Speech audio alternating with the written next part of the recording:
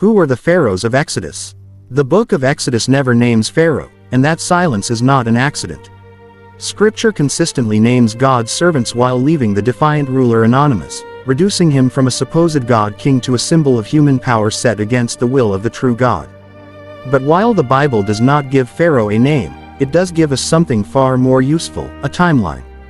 When that timeline is taken literally, as the King James Version presents it, it allows us to test history rather than reshape Scripture to fit modern assumptions. The question then becomes not, which Pharaoh do movies prefer? But, which pharaohs actually fit the biblical data? The single most important chronological anchor comes from 1 Kings 6:1, which states that Solomon began building the temple in the 4th year of his reign, exactly 480 years after the children of Israel came out of the land of Egypt. Solomon's 4th year is one of the most firmly dated points in the ancient world, commonly placed around 966 BC.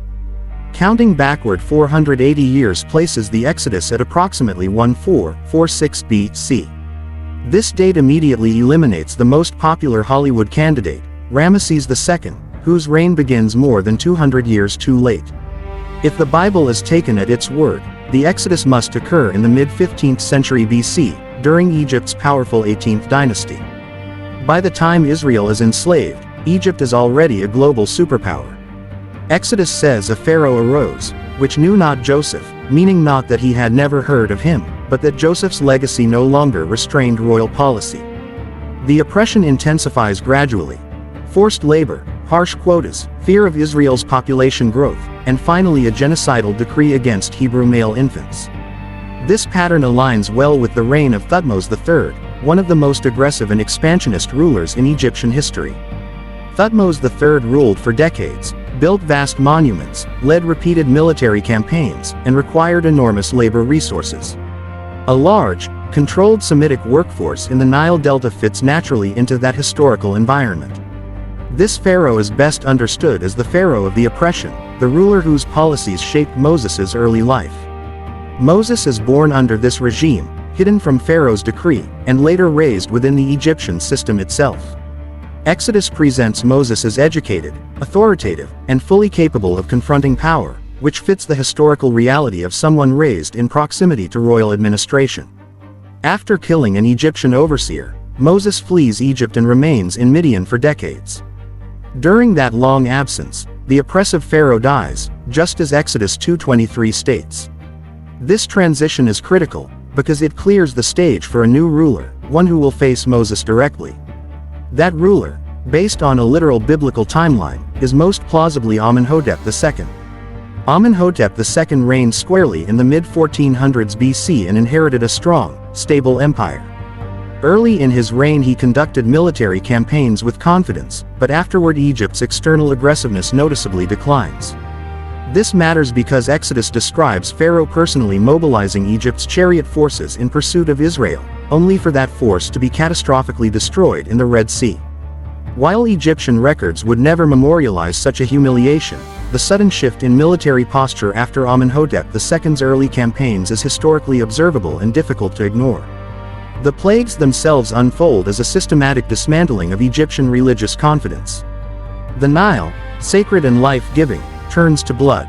Egyptian deities associated with fertility, health, weather, and light are each publicly humiliated. Pharaoh repeatedly hardens his heart, sometimes of his own will, sometimes as a judicial act of God, until the final judgment falls, the death of the firstborn. Exodus explicitly states that this judgment strikes from the firstborn of Pharaoh that sat on his throne. This detail is not incidental. It strikes directly at dynastic continuity, the very heart of Egyptian kingship. Here history provides one of the most intriguing alignments. Amenhotep II was not succeeded by his firstborn son. Instead, the throne passed to Thutmose IV, who appears to have been an unexpected heir. Thutmose IV's famous dream still portrays his rise as divinely chosen, a narrative often used in antiquity to legitimize an irregular succession. This does not prove the 10th plague in a modern scientific sense, but it is precisely the kind of historical residue one would expect if a dynasty-shattering event had occurred and then been carefully reframed by royal propaganda. After the Passover, Israel departs Egypt, and Pharaoh changes his mind. Exodus emphasizes that Pharaoh himself leads the pursuit, a sign that this was not a weak or incapacitated ruler, but a confident king certain of his power. The destruction of Egypt's chariot force in the sea marks the collapse of that confidence. Notably, Amenhotep II survives his reign, which fits the biblical account. Pharaoh is humbled, not killed. Egypt continues as a nation, but its grip on Israel is permanently broken. What must be said clearly is this: there is no Egyptian inscription that says, "We lost our slaves and our army because the God of Israel defeated us." Empires do not record their theological defeats.